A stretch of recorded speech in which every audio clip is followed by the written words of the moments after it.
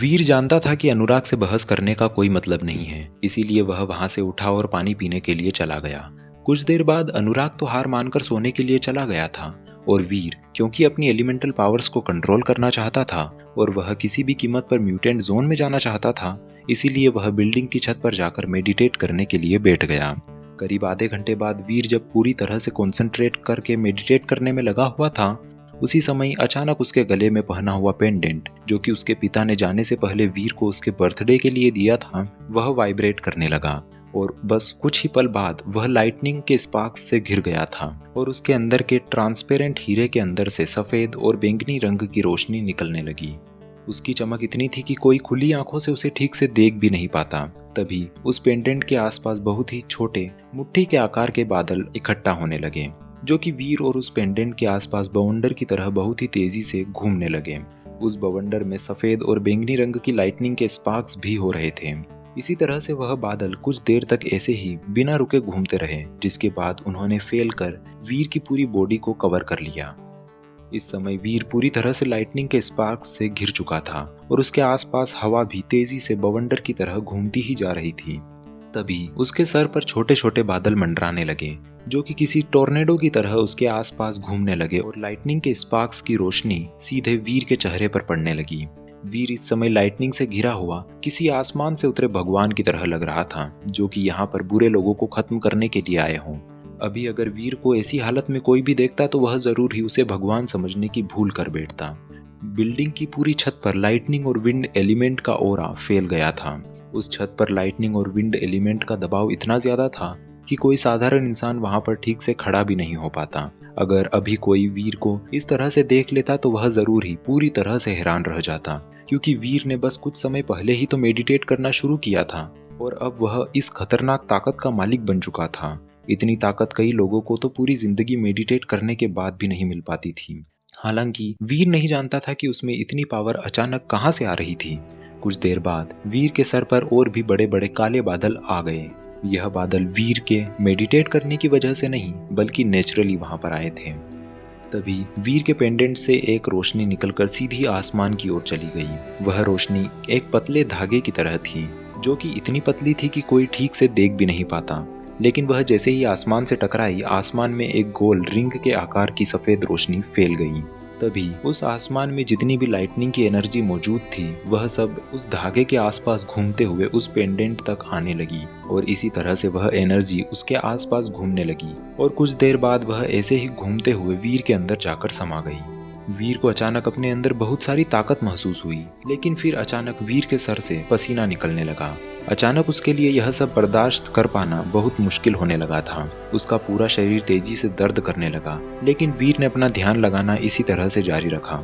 वीर के गले में पहना हुआ पेंडेंट तकरीबन आधे घंटे तक उन बादलों से ताकत खींचता रहा और फिर वह रुक गया और पहले की ही तरह शांत हो गया। ऐसा नहीं था कि उन बादलों में लाइटनिंग की ताकत खत्म हो चुकी थी, बल्कि अगर वह पेंडेंट चाहता तो और भी लाइटनिंग की एनर्जी उन बादलों से खींच सकता था। लेकिन फिर वह वीर का शरीर इतनी ताकत को बर्दाश्त नहीं कर पाता, क्योंकि अचानक से इतनी ताकत आने पर वीर का शरीर उस ताकत के हिसाब से खुद में बदलाव नहीं कर पाया था। हो सकता था कि उसके शरीर के उस ताकत के अनुसार न ढल पाने के कारण उसे और भी ज्यादा मुश्किलों का सामना करना पड़ता। हर बार की तरह ही वीर ने इस बार भी पूरे 2 घंटे बाद ही अपनी आंखें खोली। वीर इस बार जब अपने मेडिटेशन से बाहर आया, तब वह अपने अंदर एक अजीब लेकिन बहुत ही खतरनाक ताकत को महसूस कर पा रहा था। लेकिन वह नहीं जानता था कि ऐसा उसके साथ क्यों हो रहा था। वह बहुत देर से अपने शरीर में दर्द को भी सहन कर रहा था, लेकिन अब उसे धीरे धीरे आराम मिलने लगा था। फिर वीर वहां से उठा और अपने कमरे की ओर चल दिया। जब वह वहां से उठा और उसने एक कदम आगे रखा, तब उसके पैर के नीचे आई हुई जमीन अचानक ही काली पड़ गई और जब वीर ने अपना पैर उठाया, तब वहां से हल्का सा धुआं भी उठता हुआ दिखाई दिया, जो यह बताने के लिए काफी था कि वह जमीन कितनी गर्म हो गई थी। शायद यह उसकी लाइटनिंग एनर्जी के इतने ज्यादा मात्रा में उसके अंदर होने की वजह से हुआ था। वहीं वीर का इन सब बातों पर तो कोई ध्यान ही नहीं गया था और वह फिर अपने बेड पर आकर सो गया। अगले दिन वीर हर बार की तरह ही कॉलेज गया, लेकिन आज कुछ तो बदल गया था। कुछ नहीं बल्कि बहुत कुछ बदल गया था, क्योंकि आज वीर लाइफ में पहली बार पूरे 15 मिनट पहले ही कॉलेज पहुंच गया था। यह सुनने में भले ही बहुत ही कम समय हो, लेकिन जो वीर को अच्छे से जानते थे उनके लिए यह बहुत ही बड़ी बात थी, क्योंकि वीर एक ऐसा इंसान था जो या तो किसी जगह पर एकदम समय पर पहुंचता था या फिर लेट। जल्दी नाम का शब्द तो जैसे उसकी डिक्शनरी में ही नहीं था। कॉलेज खत्म करने के बाद वीर पिछली बार की ही तरह अपने कॉलेज की 5th बिल्डिंग में चला गया और ट्रेनर धैर्य ने उनको पढ़ाना शुरू किया। आज भी ट्रेनर ने उन्हें कई सारी बातें बताई।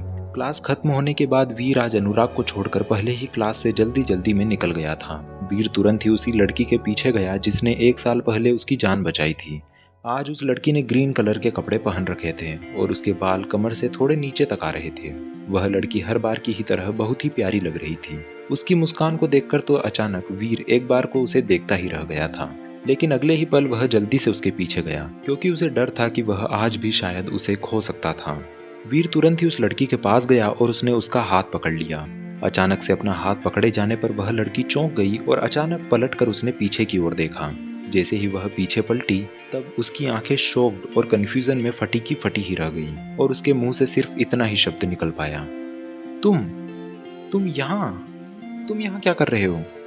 वीर उस लड़की को इतना हैरान देखकर उससे बोला, क्या मतलब? मैं तो यहीं पर पढ़ता हूँ और वो भी तुम्हारी ही क्लास में। वह लड़की पहले तो वीर को कुछ देर तक हैरानी के साथ अपनी बड़ी बड़ी नीली आंखों से देखती ही रह गई।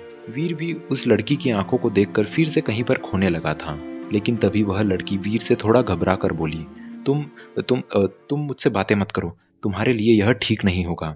कल तुम मुझे कैफेटेरिया में मिलना, हम वहीं पर बात करेंगे। तुम जल्दी से यहाँ से जाओ।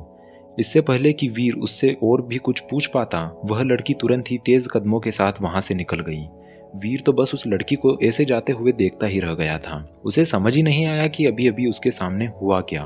कुछ पल तो वह हैरान सा वहीं पर खड़ा रहा, लेकिन फिर अगले ही पल वीर भी उस लड़की के पीछे जाने लगा।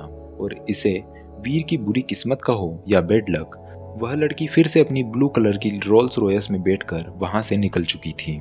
वह गाड़ी उस लड़की के लिए हमेशा तैयार ही होती थी।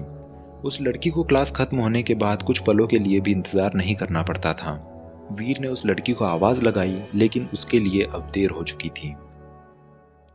तो आखिर इस लड़की की पहचान क्या थी और क्यों वह इतनी डरी हुई थी? जिस तरह से उसके लिए गेट पर हमेशा रोल्स रॉयस तैयार खड़ी होती थी, उससे ये तो साफ पता चलता था कि वह कोई आम लड़की तो बिल्कुल भी नहीं है। तो क्या वीर इन सभी बातों के बारे में जान पाएगा? क्या वह ताकतवर बन पाएगा और आने वाले खतरों का सामना कर पाएगा? जानने के लिए बने रहिए मेरे साथ इस कहानी पर।